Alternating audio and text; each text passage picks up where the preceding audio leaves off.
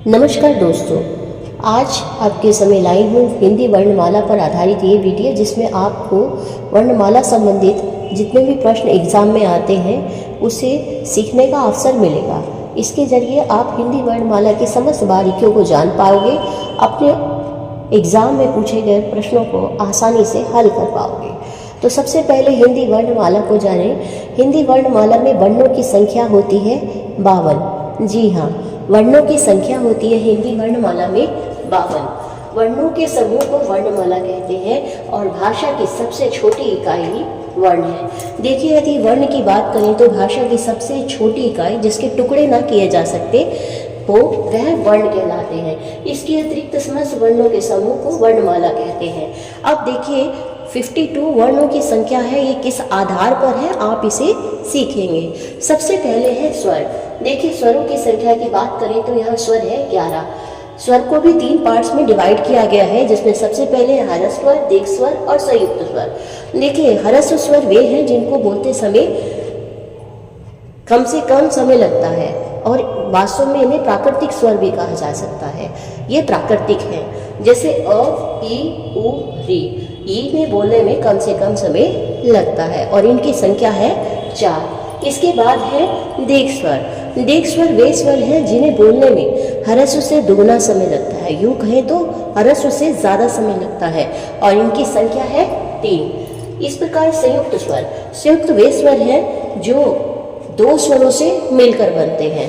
देखिए, संयुक्त स्वर वे स्वर होते हैं जो 2 स्वरों की सहायता से मिलकर बनते हैं, जैसे ए, आई, ओ, औ। ए की बात करें तो ए जो बना है अ और ई से मिलकर बना है। यदि मैं अ और ई को मिलाऊंगी तो ए बनेगा।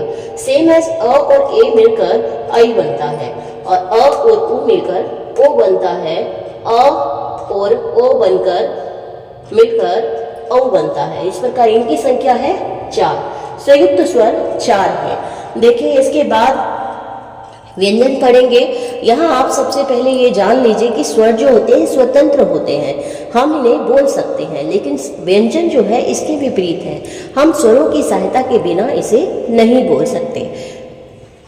यहाँ व्यंजनों की संख्या है 33, जिसमें सबसे पहले है कवर्ग। वर्गों में आपने देखा क, ख, ग, घ, ड़ और कवर्ग क्या है? क वर्ग का, जिसके अंतर्गत जितने भी वर्ण आते हैं। क ग्रुप क, ख, ग, घ, ड़। इसी तरीके से च वर्ग च, छ, ज, झ, ञ। ट वर्ग ट, ठ, ड, ढ, ण। त वर्ग त, थ, द, ध, न। प वर्ग प, फ, ब, भ, म। देखिए, क से म तक के वर्णों को स्पर्श व्यंजन भी कहा जाता है। और देखिए, सबसे पहले इसको भी जान लीजिए कि स्पर्श व्यंजन होते क्या हैं। स्पर्श व्यंजन वे व्यंजन हैं जिन्हें उच्चारण करते समय हमारी जीभ मुंह के किसी न किसी पार्ट को टच करती है। स्पर्श का अर्थ ही वास्तव में टच करना होता है, छूना होता है।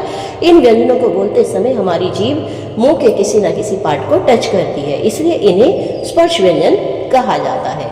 और स्पर्श व्यंजन के अंतर्गत आपकी संख्या है 25। इसी तरीके से आपसे प्रश्न पूछे जा सकते हैं इससे रिगार्डिंग।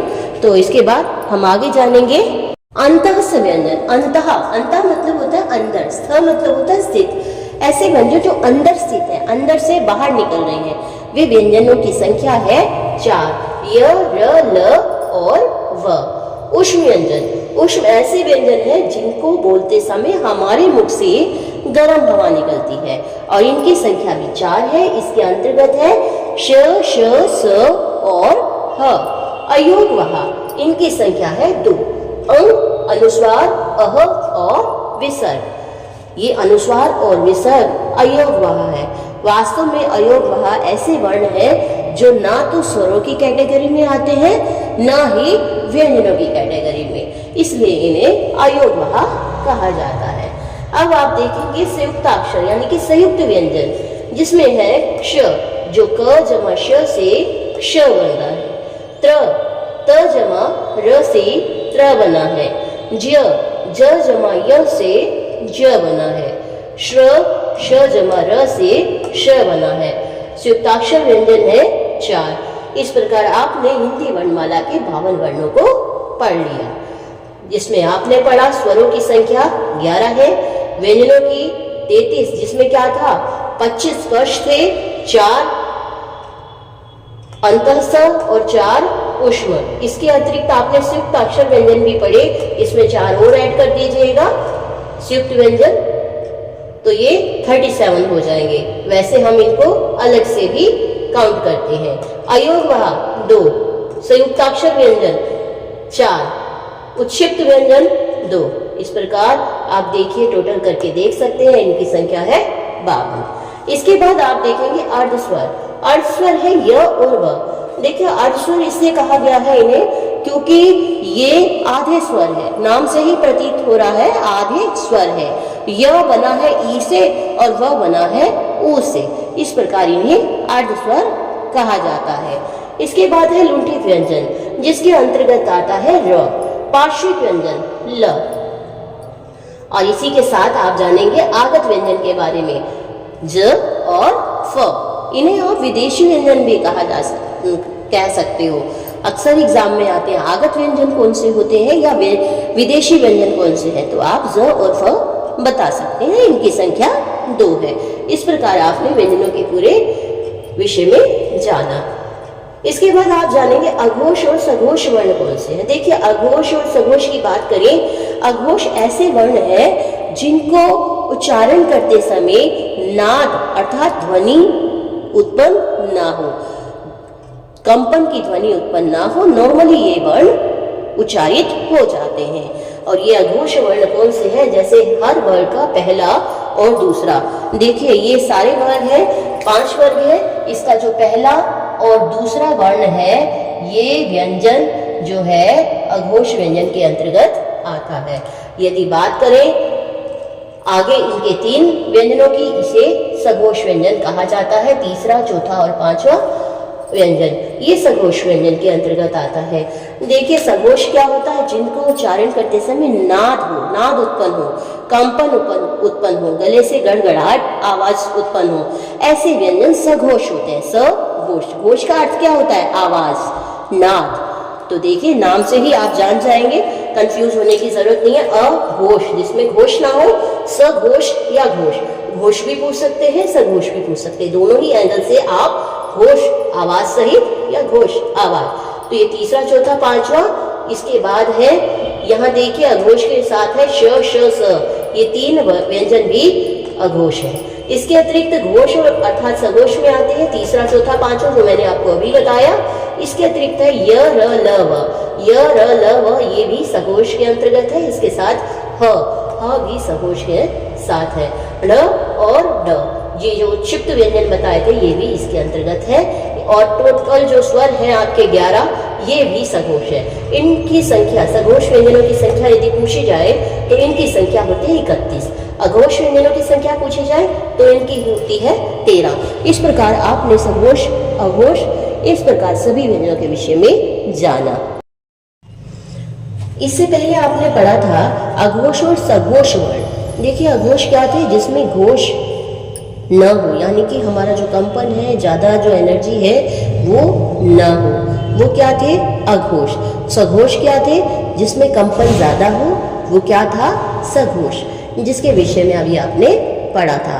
अब देखिए अब हम कर रहे हैं अल्पप्राण और महाप्राण। देखिए अल्पप्राण वर्ण क्या है, अल्प होता है कम, प्राण मतलब होता है वायु यानी कि श्वास। अब जिसमें कम श्वास लगे वो क्या है, अल्पप्राण। अल्पप्राण इसके अंतर्गत आते हैं पहला, तीसरा, 5वां वर्ण। और इसके साथ है अंतस्थ व्यंजन। देखिए आप इन्हें बोलेंगे पहला क, ग, ड़, और इसके बाद अंतस्थ य, र, ल, व। इनको बोलने में आप महसूस करेंगे कि हमारा जो है कम श्वास लग रहा है, कम एनर्जी लग रही है। तो ये जो सभी वर्ण है, पहला, तीसरा और 5वां, ये पहला वर्ण है, ये तीसरा है और ये 5वां, ये अंतस्थ के 4 वर्ण है। ये आते हैं अल्पप्राण के अंतर्गत। अब बात करेंगे महाप्राण। जैसे नाम से ही आपको स्पष्ट हो रहा होगा, महाप्राण, जिसमें प्राण यानी कि श्वास ज्यादा लगे, वायु ज्यादा निकले। तो ऐसे वर्ण कौन से हैं, महाप्राण, जिसके अंतर्गत है दूसरा और चौथा वर्ण, ख, ग, छ, झ, ठ, र, त, ध, फ, भ, और इसके साथ है श, स, ह।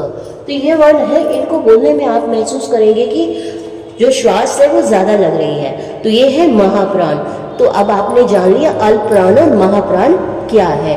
अब हम बात करेंगे वर्णों के उच्चारण स्थान के बारे में। देखिए, वर्णों के उच्चारण स्थान को समझने के लिए ये जो ट्रिक है ये सबसे आसान है।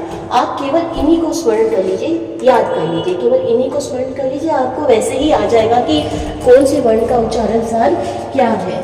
देखिए, जैसे सबसे पहले अकु कंठा, आपने याद क्या करना है, अकु कंठा। अब इसका लॉजिक क्या है आप इसे देखेंगे। जैसे अ मतलब अब, कु यानी कि कवर्ग, कु का अर्थ क्या है, कवर्ग, और कवर्गों के अंतर्गत क्या आता है, क ख ग घ ढ।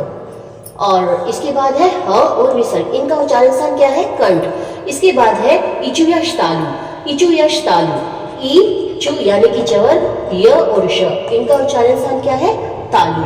अब देखिए तालु क्या है, तालु वे है जब हमारे मुंह का ऊपर वाला पार्ट आगे वाला जो होता है वे है तालु। आप इन वर्णों को बोलेंगे, हमारे जो मुंह की वायु है जब निकलेगी ऊपर वाले पार्ट को स्पर्श करेगी, इसके अतिरिक्त आपकी जो जीभ है ऊपर वाले के आगे वाले भाग को ये स्पर्श करेगी। तो आप बोलकर देखिए, ई च छ ज झ य और श। आप बोलेंगे तो आपकी जो जीभ है ऊपर वाले के आगे वाले भाग को स्पर्श करिए, ये भाग है तालु। अब देखिए, इसके बाद है ऋतुरस मूर्धा। आपने क्या याद करना है, ऋतुरस मूर्धा। ऋतुरस में री टू यानी कि टवर्ग, ट ठ ड ढ ढ र और श, इसका उच्चारण स्थान क्या है, मूर्धा। अब देखिए मूर्धा क्या होता है, जैसे मैंने अभी आपको बताया तालु क्या था, आगे वाला पार्ट, ऊपर वाले भाग के आगे वाला पार्ट। मूर्धा क्या है, पीछे वाला भाग। अब जब आप इन वर्णों को बोलेंगे आपकी जीभ जो है स्क्रॉल होगी, स्क्रॉल होकर पीछे वाले भाग को स्पर्श करेगी, और ये क्या है, मूर्धा। आप बोलकर देखिए, डी ट ठ ड ढ ण और र और श। देखिए वर्गों में ये वर्ण है, इन्हें आपने उच्चारित करना है। तो इससे आप जानेंगे कि ये मूर्धन्य वर्ण है। इसके बाद आपने याद करना है ऋतुलस दंता। हालांकि ये जो स्वर है ये संस्कृत का स्वर है। इसके बाद देखिए तू तवर्ग, त थ द ध न ल और स्व, और इनका उच्चारण स्थान क्या है, दंत। अब देखिए, इनको बोलते समय आपकी जो जीभ है दांतों का स्पर्श करेगी, इसलिए इन्हें दंते वर्ण कहा जाता है, क्योंकि इनका जो उच्चारण है बिना दंतों की सहायता से नहीं हो सकता। आप बोलकर देखिए, आपकी जो जीभ है दांतों का स्पर्श करेगी, इन्हें क्या कहा जाता है, दंते वर्ण। इसके बाद है उपु, उपु यानी कि ओष्ठ। अब देखिए, उ पु, उ यानी कि उ, पु यानी कि पवर्ग, प फ ब भ म। आप देखेंगे आपके लिप्स जो है इन वर्णों को उच्चारित करने में मदद कर रहे हैं, और ये वर्ण क्या है, ओष्ठ्य वर्ण। इसके अतिरिक्त देखेंगे ए और ऐ, ये कौन से वर्ण आते हैं, कंठ तालु। देखिए वैसे लॉजिकली देखा जाए ए किससे बनता है, अ और ई से बनता है। अ का उच्चारण स्थान क्या है, कंठ, ई का उच्चारण स्थान क्या है, तालु। जब इन दोनों को मिलाएंगे तो क्या है, कंठ तालु। ए ऐ इनका उच्चारण स्थान क्या होगा, कंठ तालु। इसके बाद देखेंगे आप ओ और औ, ओ अ और उ से बनता है। अ का उच्चारण स्थान क्या है, कंठ, और उ का क्या है, ओष्ठ। ठीक है। इसके बाद देखेंगे आप कंठ और ओष्ठ से ओ और औ बना। इसके बाद है वर्ण व ऐसा वर्ण है जिनको उच्चारण करते समय आपके दांत और लिप्स यानी कि ऊपर वाला दांत नीचे वाले लिप को टच करेगा। आप बोलकर देखिए, व।